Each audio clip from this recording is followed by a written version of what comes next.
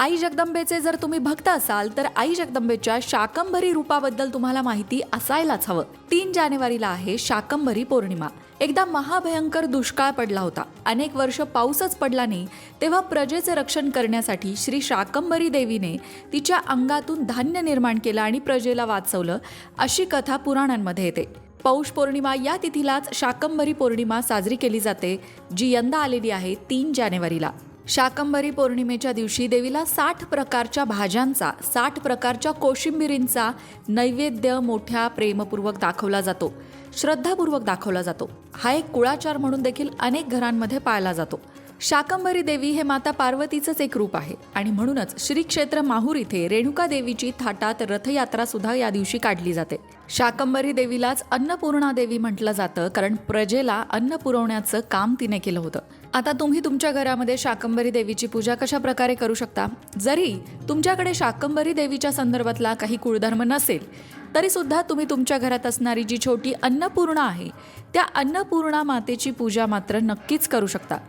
अन्नपूर्णा मातेला सागर संगीत नैवेद्य दाखवू शकता. सगळ्यात महत्त्वाचं, अन्नपूर्णा मातेच्या मूर्तीवरती कुंकुमार्चन करणं अत्यंत शुभ मानलं जातं. खास करून शाकंभरी पौर्णिमेला अन्नपूर्णा मातेसाठी कुंकुमार्चन करावं, त्यामुळे घरात सुख समृद्धी येते. आता हे कुंकुमार्चन कसं करावं? कुंकुमार्चन पूजेची सुरुवात करताना सुपारी गणपती म्हणून स्थापित करावी आणि त्या गणपती बाप्पाची सगळ्यात आधी पूजा करावी. त्यानंतर तुमच्या घरात जी अन्नपूर्णेची छोटीशी मूर्ती आहे, त्या मूर्तीला दुधाने, पंचामृताने आणि शुद्ध पाण्याने अभिषेक घालावा. मूर्तीला हळदी, कुंकू, अक्षदा, फुलं अर्पण करावे आणि त्यानंतर कुंकुमार्चन करायला सुरुवात करावी. कुंकुमार्चन करताना उजव्या हाताचं मधलं बोट, अंगठा आणि मधल्या बोटाच्या शेजारचं बोट, अर्थात अनामिका ज्याला म्हटलं जातं, या 3 बोटांमध्ये चिमटीमध्ये कुंकू उचलून ते देवीच्या पायापासून ते मस्तकापर्यंत, म्हणजेच मूर्तीच्या चरणांपासून डोक्यापर्यंत वहावे.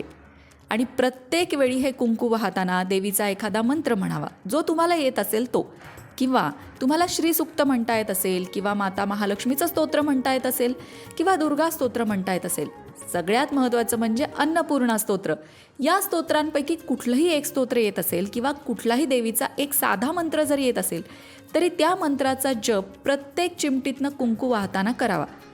ही कृती तुम्हाला 108 वेळा करायची आहे. 108 वेळा, किंवा बरेच जण भक्तिभावाने 1008 वेळा सुद्धा देवीला कुंकुमार्चन करत असतात. जसं तुम्हाला शक्य आहे त्या पद्धतीने तुम्ही करू शकता. देवीचे स्तोत्र मंत्र म्हणणे हे मात्र त्यामध्ये महत्त्वाचं आहे. कुंकुमार्चन करत असताना श्रद्धा भक्तिपूर्ण अंतःकरणाने या प्रकारे कुंकुमार्चन केल्यानंतर देवीला धूप दीप नैवेद्य दाखवून देवीची पूजा पूर्ण करावी. नैवेद्यामध्ये अर्थातच शाकंभरी देवीची पूजा आहे, त्यामुळे फळं, भाज्या या भरपूर ठेवाव्यात, किंवा ज्या पद्धतीने तुमची ऐपत असेल त्या पद्धतीने, किंवा ज्या पद्धतीने तुम्हाला करता येणं शक्य असेल त्या पद्धतीचा नैवेद्य ठेवला तरी सुद्धा चालेल.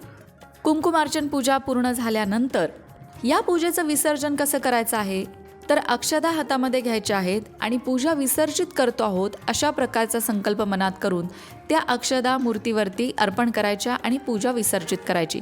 पुन्हा अन्नपूर्णा मातेची मूर्ती आहे त्या ठिकाणी देवात ठेवून द्यायची.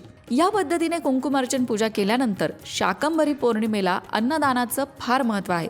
त्यामुळे तुम्हाला जरी कुंकुमार्चन पूजा करायला नाही जमलं किंवा इतर कुठली साधना नाही जमली तरीसुद्धा शाकंभरी पौर्णिमेला गरजूंना अन्नदान नक्की करावं. आणि अन्नदानाचंच महत्त्व आहे, कारण आई शाकंभरीचं प्रकटीकरणच प्रजेचं पोट भरण्यासाठी झालं होतं. भुकेने व्याकुळ असणाऱ्या भक्तांना पोटभर अन्न देण्यासाठी आई शाकंभरीने अवतार धारण केला, म्हणून अन्नदानाचं महत्त्व आहे.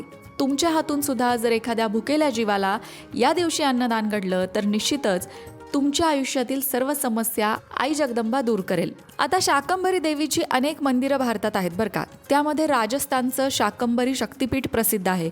उत्तर प्रदेशातील सहारणपूर इथे सुद्धा शाकंभरी देवीचं मंदिर आहे. मध्य प्रदेशात काही मंदिरं आहेत. आपल्या महाराष्ट्रात नाहीत का? तर आहेत. महाराष्ट्रात सुद्धा अनेक ठिकाणी शाकंभरी देवीची मंदिरं आहेत. पौष पौर्णिमेच्या दिवशी अर्थात शाकंभरी पौर्णिमेच्या दिवशी या मंदिरांमध्ये विशेष पूजा आणि भंडारा बघायला मिळतो. त्याचबरोबर महाराष्ट्रातल्या 3.5 शक्तिपीठांमध्ये सुद्धा शाकंभरी पौर्णिमेला आई जगदंबेसाठी वेगवेगळे उत्सव केले जातात. मंडळी, तुमच्याकडे शाकंभरी पौर्णिमेला कुठल्या प्रथा परंपरांचं पालन केलं जातं? तुमच्याकडे शाकंभरी पौर्णिमेचं नवरात्र असतं का? या संदर्भातली कमेंट करायला विसरू नका.